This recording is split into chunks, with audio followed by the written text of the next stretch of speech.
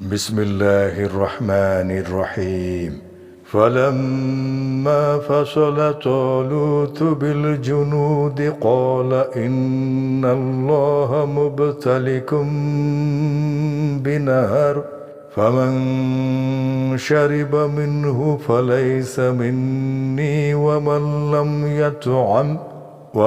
لم يطعمه فإنه مني إلا من اغترف غرفة بيدي فشربوا منه إلا قليلا منهم فلما جاوزه هو والذين آمنوا معه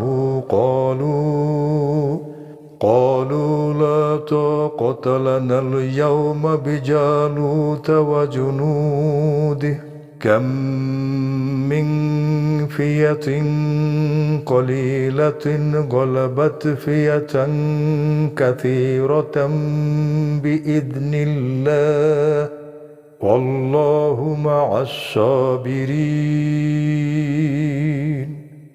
অতঃপর যখন তালুত সৈন্যবাহিনী নিয়ে বের হলো তখন সে বলল, নিশ্চয়ই আল্লাহ তোমাদেরকে একটি নদী দ্বারা পরীক্ষা করবেন, অতএব যে তা হতে পান করবে সে আমার দলভুক্ত নয়, আর যে তা খাবে না তাহলে নিশ্চয়ই সে আমার দলভুক্ত।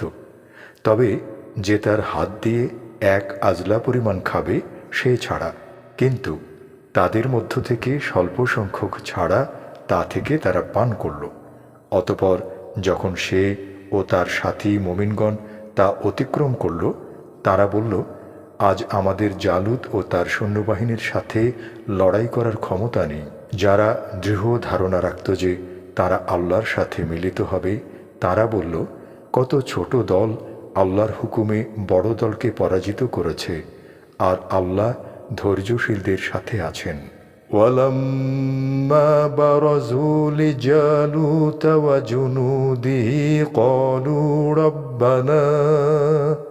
ربنا أفرغ علينا صبرا وثبت أقدامنا وانصرنا على القوم الكافرين। আর যখন তারা জালুত ও তার সৈন্যবাহিনীর মুখোমুখি হলো তখন তারা বলল, হে আমাদের রব, আমাদের উপর ধৈর্য ঢেলে দিন, আমাদের পা স্থির রাখুন এবং আমাদেরকে কাফির জাতির বিরুদ্ধে সাহায্য করুন।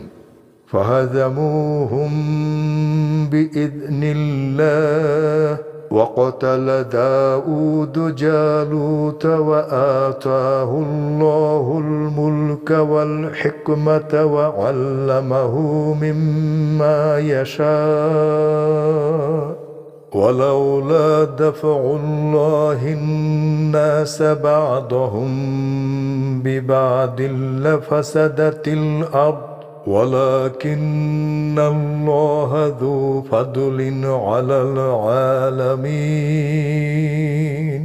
অতঃপর তারা আল্লাহর হুকুমে তাদেরকে পরাজিত করল এবং দাউদ জালুতকে হত্যা করল, আর আল্লাহ দাউদকে রাজত্ব ও প্রজ্ঞা দান করলেন এবং তাকে যা ইচ্ছা শিক্ষা দিলেন।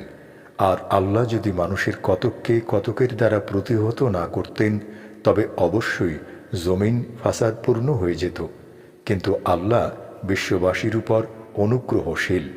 তিলকা আয়াতুল্লাহি নাতলুহা আলাইকা বিল হক ওয়া ইন্নাকা লামিনাল মুরসালিন। এগুলো আল্লাহর আয়াত যা আমি তোমার উপর যথাযথভাবে তিলাওয়াত করি, আর নিশ্চয়ই তুমি রসুলগণের অন্তর্ভুক্ত।